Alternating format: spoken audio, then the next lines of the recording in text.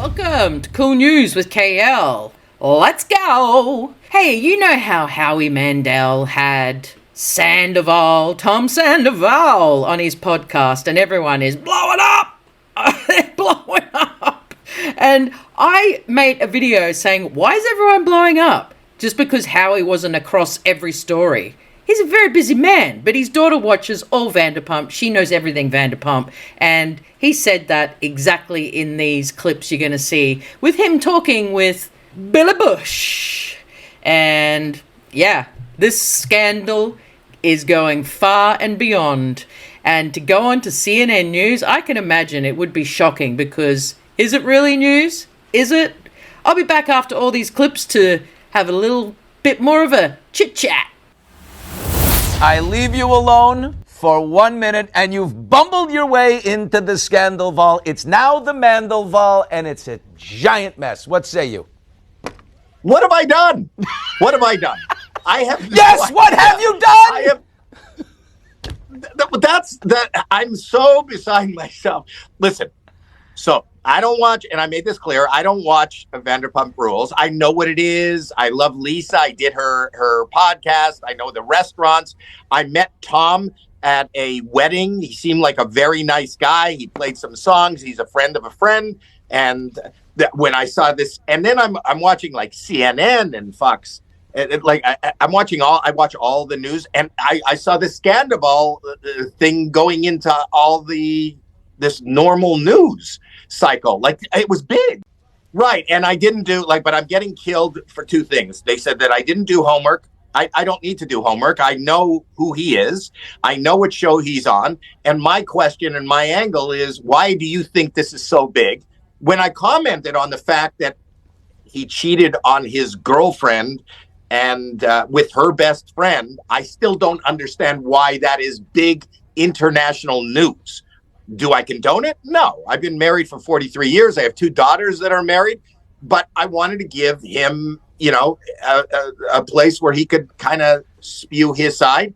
And number two, when he spewed his side and talked about how he is, the issues that are happening in his life, his depression, he was very open about his mental health and his vulnerability and saying that he thinks he made a mistake and screwed up.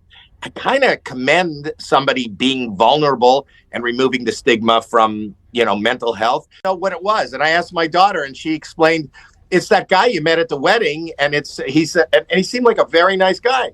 So I said, and then she told me like everybody's on these shows on Andy Cohen and on online talking about it. I go, has he been on? Tell him to come on the podcast. He could tell his side of the story. And my whole take from it was, I don't understand why this is as huge as it is. Well, Howie, Pump Nation, Bravo Nation, the super fans of Vanderpump are very territorial. And I would also think that Sandavol has himself a contract because he sits down on the reunion and tells this. This is their information. Sandavol might be in trouble right now because he went to Howie Mandel and chirped before the reunion. I don't know anything about that. And the thing is that you invite a person, they come, you did your job, such as I'm doing with you right here. Terminology. What is the big deal? Why is it such a big deal? I'm asking, the question is not, you didn't do anything wrong or condoning, is why is this beyond Bravo? Why is this in the news? Why is this on CNN? I don't understand. Howie. Yes. Andy Cohen called you the jackhole of the day for this interview. Of the day. I'm the jackhole of the day. That's a very big head. He said you're the jackhole of the day for the podcast interview, that you didn't do your homework. It's an honor. And I'd like to say, did you do enough homework? Or, I like the construct of your podcast. You're the observer. You're like Farmers Insurance, right? You know a thing or two because you've seen a thing or two in life, and you have the insider, your daughter. It's actually a very good construct for an interview. Now, Andy Cohen also warned you have to be careful before you take a side. Bravo fans are very passionate, he said. Are you scared of Vanderpump Nation right now? Are you terrified of what's happening on social media? Terrified. You have no idea. If you, this is the only time I've been using my phone is to talk to you. My Twitter feed is a mess of hate. Of my hate? my. Oh yeah, I usually post every day on Start Twitter, firing on back, Instagram, Howie. on TikTok. Start firing back. I want to see you just go No, off. I don't want to. I don't want to engage anybody in a fight. But this is the first time in 2 years I haven't posted a TikTok. I haven't posted an Instagram. I haven't. He's posted in hiding. A tweet. He's in a remote location right here. Yes, I'm on lockdown. It's actually a very good construct for an interview, and especially in a world that's black and white on these matters of the human condition and of the heart, right? We need to be able and to I also said understand to things. I also said to Tom, I agree with you. I also said to Tom that if you come on, just tell your side. I want to hear your side. I'm not going to judge it. I'm not going to argue with you. I'm not going to call you out. It's not a deposition. It's a podcast. Right. So, and I invite anybody to come on my podcast. And if you got another side, that might be really entertaining. It's very funny to me now watching everybody else. I didn't even know some of the names of the people that are in the show.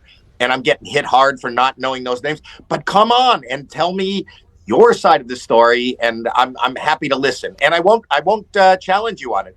I do enough judging on another show. I don't need to judge on my podcast. But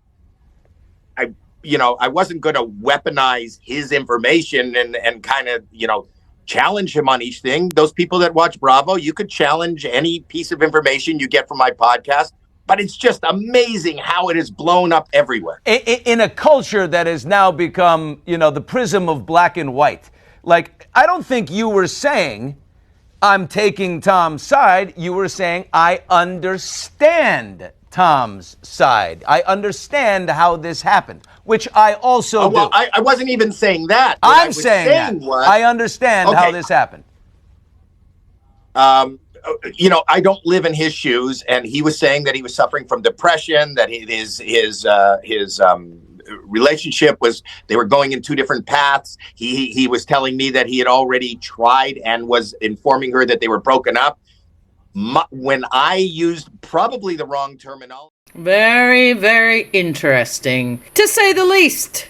And Sandavol, I thought, was pretty honest. He is one of my least favorite characters on Vanderpump, I have to admit, because I don't like people that have such incredible vanity. And he is the epitome of, vanity. And I was like, but I thought he came across pretty honest, but everyone's like, did he break contract in going on and talking to Howie?